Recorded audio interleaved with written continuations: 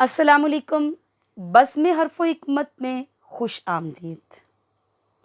آتے ہیں غیب سے یہ مضامین خیال میں، آتے ہیں غیب سے یہ مضامین خیال میں، غالب سریر خامہ نوائے سروش ہے۔ فن مضمون نگاری کی اہمیت سے انکار نہیں کیا جا سکتا۔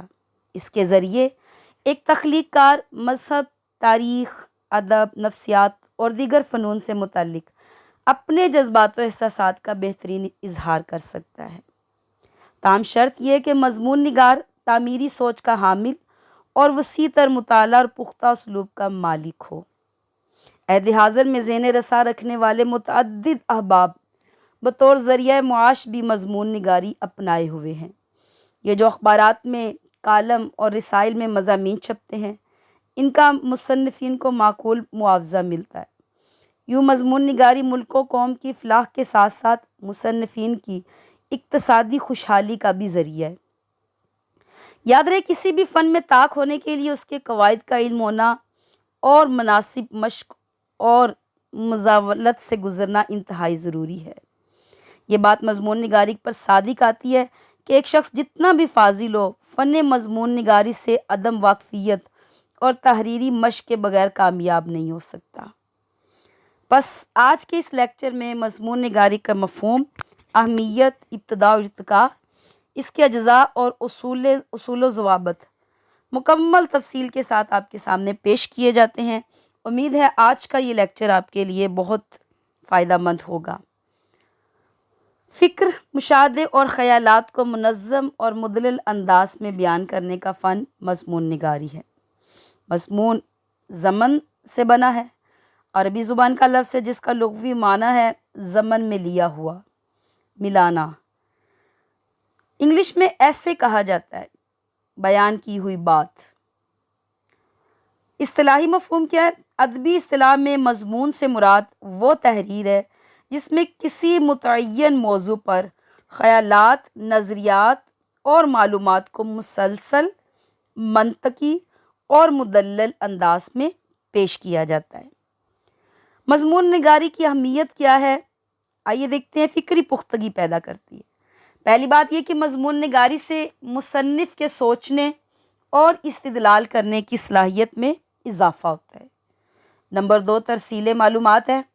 یہ علم اور معلومات کو قارئین تک سلیقے سے پہنچانے کا سب سے مؤثر ذریعہ ہے۔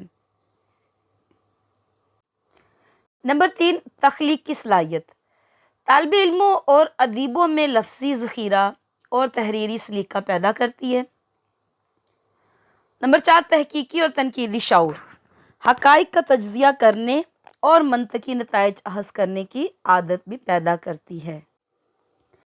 اردو ادب میں مضمون نگاری کی ابتدا اور ارتقاء کے بارے میں مختصر جان لیتے ہیں۔ اردو ادب میں مضمون نگاری کی ابتدا 1825 میں ہوئی، جب اردو نثر میں علمی اور سائنسی مضامین کا ابتدائی دور ہوا۔ دہلی کالج میں جب مغربی مضامین کو اردو میں ترجمہ کیا جاتا تھا تو اس وقت اس صنف کا رواج پڑا۔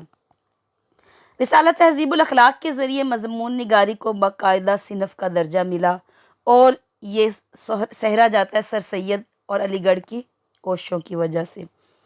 20ویں صدی میں مولانا آزاد، شبلی نعمانی اور حالی نے فکری اور علمی مضامین کو عروج عطا کیا۔ عصر حاضر میں صحافتی، تنقیدی اور سائنسی مضمون نگاری کے نئے ابواب روشن ہوئے۔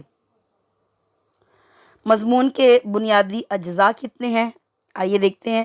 ایک معیاری اور مؤثر مضمون کے 3 پہلو ہوتے ہیں۔ پہلی چیز ہے تمہید، دوسری ہے نفس مضمون اور تیسری ہے اختتام یا خاتمہ۔ تمہید، اس حصے میں مضمون کا آغاز کیا جاتا ہے۔ ایک اچھی تمہید کے لیے ضروری ہے کہ وہ مختصر، دلچسپ اور جامع ہو تاکہ قاری کی توجہ فوراً اپنی جانب کھینچ سکے۔ نمبر 2، نفس مضمون۔ تمہید کے بعد موضوع سے متعلق حقائق و واقعات اکٹھے کیے جاتے ہیں اور حقائق و واقعات کو ہمیشہ اقتباس کی صورت میں سمیٹا جاتا ہے اور بات کی شرح و بست کی جاتی ہے۔ مضمون کا یہی وہ حصہ ہوتا ہے جس میں تمام پہلوؤں پر مدلل بحث کی جاتی ہے۔ رفتہ رفتہ بات اس بلندی پر پہنچتی ہے کہ ابہام باقی نہیں رہتا اور مصنف کا نقطہ نظر واضح ہو جاتا ہے۔ اور نمبر 3 ہے اختتام۔ یہ مضمون کا آخری حصہ ہوتا ہے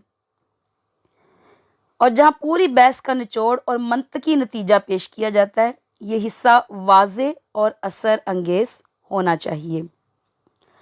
مضمون کی اقسام کتنی ہے؟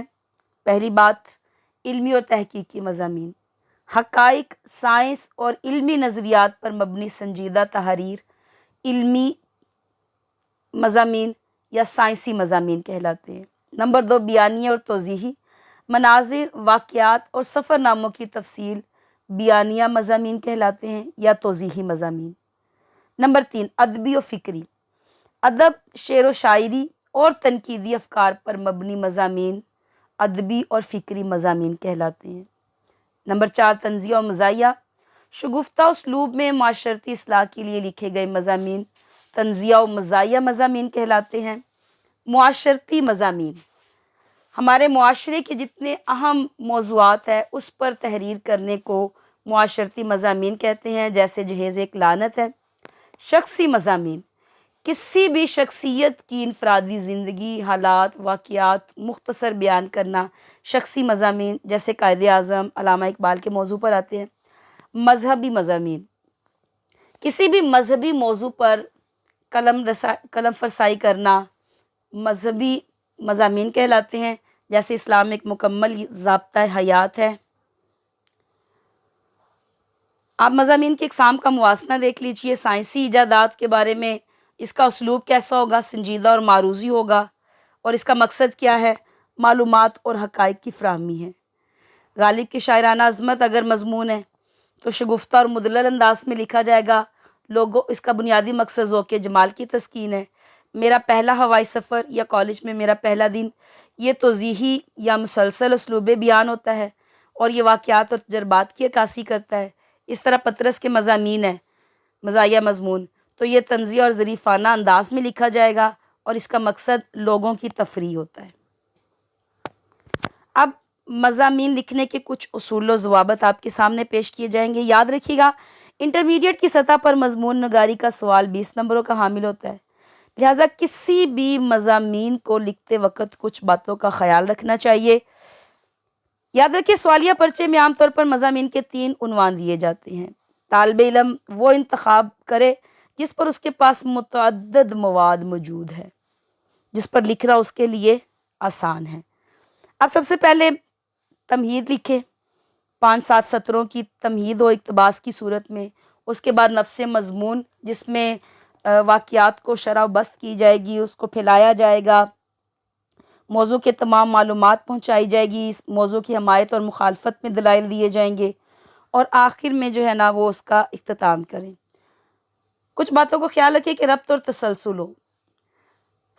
مضمون لکھتے وقت جملوں اور پیراگرافوں میں باہمی ربط ہونا چاہیے تاکہ فکری تسلسل پیدا ہو۔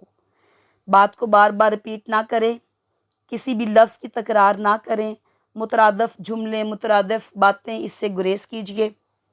نمبر 2، صحت زبان اور املا کا خیال رکھیں۔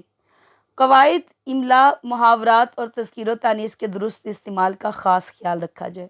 بعض طلبہ آج کل چونکہ رومن اردو چل رہی ہے، میسیجز وغیرہ ہم لوگ رومن اردو میں لکھتے ہیں، تو بہت حد تک بچوں کی املا کی غلطیاں ہوتی ہیں، لہٰذا نمبر اسی وقت اچھے آ سکتے ہیں جب ہم املا اور صحت زبان کا خیال رکھیں گے۔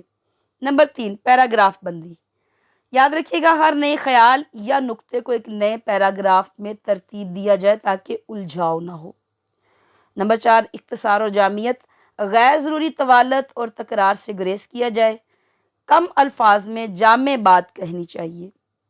ایک اور بات یاد رکھیے گا کہ ضمنی عنوانات سے گریز کیجیے۔ 9th میں ہیڈنگز دی جاتی ہے، ہیڈنگز یا ضمنی عنوانات سے آپ نے بالکل گریز کرنا ہے، بلکہ پیراگراف کی صورت میں مضمون لکھنا ہے۔ حسب موقع اشعار، قرآن آیات، احادیث، اقوال، مختصر واقعات آپ لکھ سکتے ہیں، لیکن اشعار جذبات پر براہ راست اثر ڈالتے ہیں۔ اور اپنی بات میں زور، شدت اور تاثیر پیدا کرنے کے لیے اشعار لکھے جا سکتے ہیں۔ اسی طرح بات میں مدلل انداز پیدا کرنے کے لیے قرآن پاک کی آیات، احادیث اور اقوال وغیرہ سے بھی مدد لی جا سکتی ہے۔ لیکن یاد رکھیے رموز و کاف کا اپنے خیال رکھنا ہے۔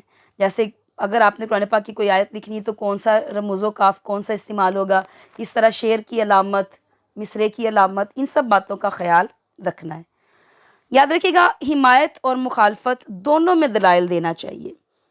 اگر آپ مضمون لکھ رہے ہیں تو اس کی مخالفت میں اور اس کی حمایت دونوں میں آپ دلائل دیجئے۔ 45 منٹ میں آپ کو مضمون لکھ لینا چاہیے اور کم از کم مضمون 8 صفحات پر مشتمل ہو اور زیادہ سے زیادہ 12 صفحات۔ اس سے زیادہ بھی نہیں لکھنا چاہیے اور اس سے کم نہیں لکھنا چاہیے کہ نیگیٹو مارکنگ ہوتی ہے۔ یاد رکھیے گا مضمون کی بنیادی شرط یہ کہ اس کے پیرایہ بیان سادہ ہو، خیالات میں دلکشی اور تمام باتیں زنجیر کی کڑیوں کی طرح مربوط ہو، تبھی آپ ایک اچھا مضمون لکھ کر اچھے نمبرز حاصل کر سکتے ہیں۔ امید ہے اگر آپ نے اس لیکچر کو غور سے سنا، اس کی پریکٹس کی، مشق کی، تو انشاءاللہ مضمون نویسی کے صحیح طریقے سے ہم سوال کر پائیں گے۔ آپ کے وقت اور توجہ کا بہت شکریہ۔